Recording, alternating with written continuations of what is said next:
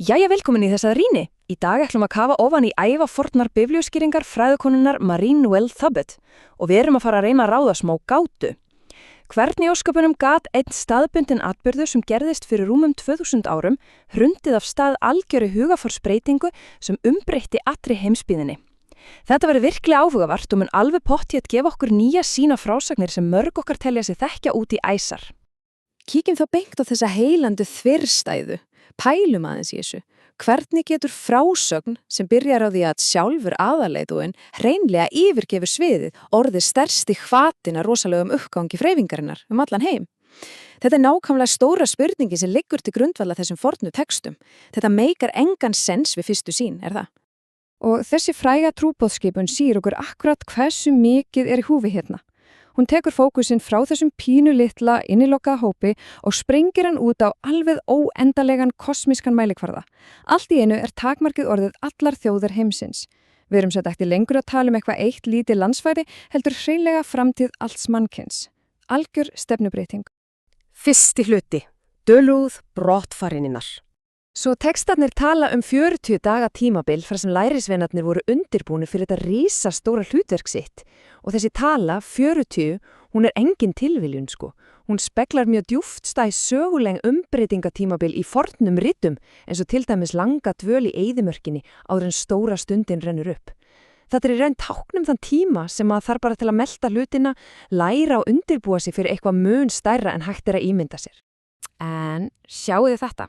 Þegar við rýnum betur í Guðspjallin, þá kemur í ljós alveg heilandi misræmi á milli þeirra, varðandi bæði tíma og stað atburðarins. Af hverju? Jú, þetta sýnir okkur einfallega að höfundarnir lögðu miklu meiri áherslu á djústæða guðfræðilega merkingu frekar en einhverja stranga landafræðilega nákvæmni. Hver og einn hafði bara sinn skýra tilgang og notaði frásögnina til að draga fram ólíkar hliðar á sama stóra sannleikanum. Það svolítið eins og stórt púsluspil. Ef við rænum að ráða þetta forna myndmál, þá sjáum við fljótt að þetta skýr alls ekki eitthvað venjulegt veðurfræðilegt fyrirbæri. Það táknar mjög meðvitaða umbreytingu. Það verið að fara frá því að vera sýnileg vera úr holdi og blóði yfir eitthvað allt annað, andlega og efland nærveru sem stígur beint inn í veruleika Guðs.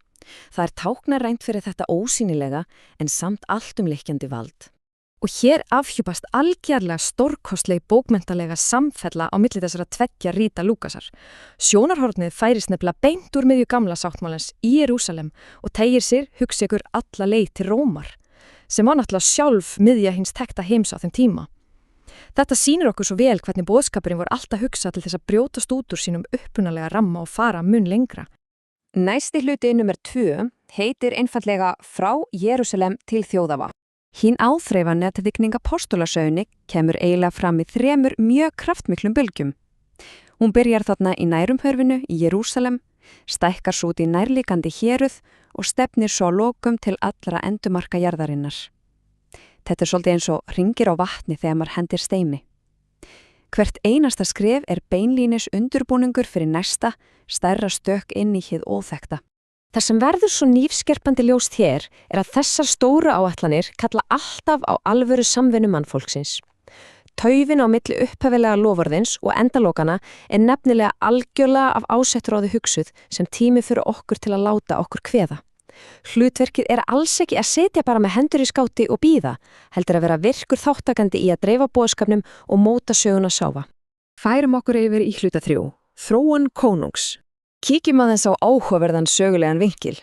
Öfugt við öll stórveldin sem umkringdu þá, voru fyrstu konungar Ísraels aldrei æsta yfirvaldið, langt því frá.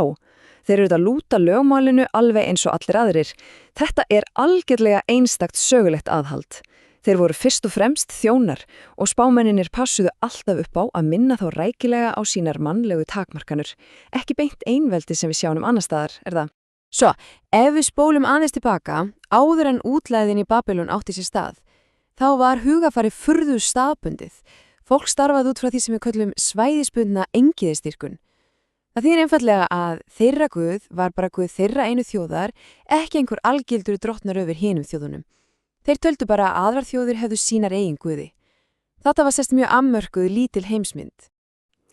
En síðan gerist eitthvað stórt. Hinn áfallamikla útlægð í Babylon kveitti algjöra þróun í átt til algildra engiðustrúr og þetta rennur svo fullkomlega saman við 47. salminn. Eftir útlægðina átta menn sig skyndilega á því að þau buðlega stjórnar í raun öllum mannkyni en ekki bara einni tiltekinni þjóð. Áfallið við að missa landið opnaði eiginlega augu þeirra fyrir að guðdómurinn alls ekki bundinn við einhverja manngerða landamælalínur.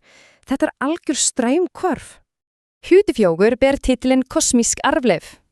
Nú erum við komin í bréf Páls postula og þar hugtökum fortíðinar algjörlega snúða hólf.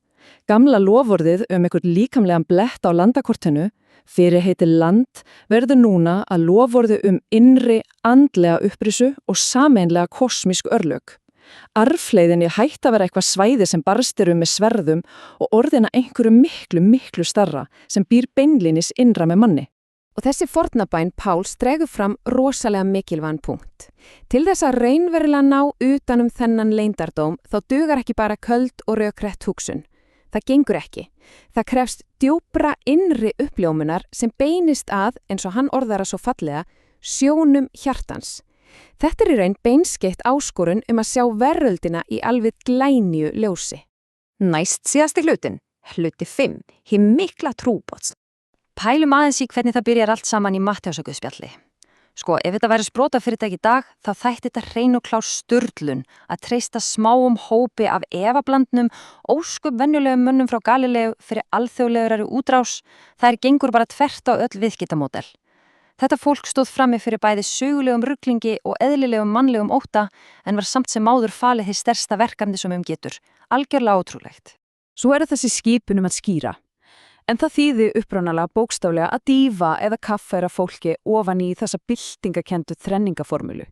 Þetta var ekkert bara falleg saklás helgjaþöfn.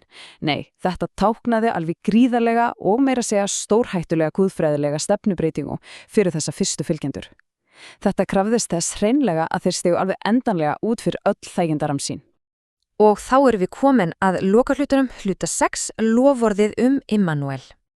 Hugmyndin Immanuel sem þýðir bókstaflega Guð með okkur, hún rammar þessa frásögn alveg fullkomlega inn. Hvað gerir hún? Jú, hún tekur þessum dæmigerða mannlega kvíða fyrir óvissri framtíðinni og breytir honum í hljóðlátt en samt gríðarlega öflugt tröst á samfelldri nærveru. Þetta stutta loforð lyftir hreinlega þunganum af herðum okkar og breytir því hvernig við sjáum hið ómögulega. Ég verða að deila þessari frábæru sögulegu frásögn af kveldrutíni Jóhannesar Páa 2003 því hún fangar þetta svo vel. Hann var nefnilega oft andvaka á kveldin, alveg kikna undan tunga ábyrðarnar, alveg þangað til hann myndi sjálfan sig á það að andinn væri nú í raun og veru við stjórnuvölin.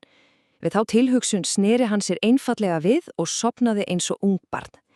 Þetta sýnir okkur akkurat hvernig það hægt að taka þátt í risavöxnu verkefni án þess að bera stöðugan kvíðboga fyrir því að þurfa að hafa fullkomna stjórn á öllu. Og þetta skilur okkur eftir með eina mjög djúpstæða spurningu til að melta. Hvernig breytir þessi vissa samfellda nærveru og stuðning því hvernig við tökumst á við yfirþyrmandi álag? Hvernig breytir það nálgun okkar að okkar eigin stóru ómögulegu verkefnum að vita að við erum ekki eina burðasmið? Þetta. Pælið eins í því. Takk fyrir að vera með okkur í þessari rýni.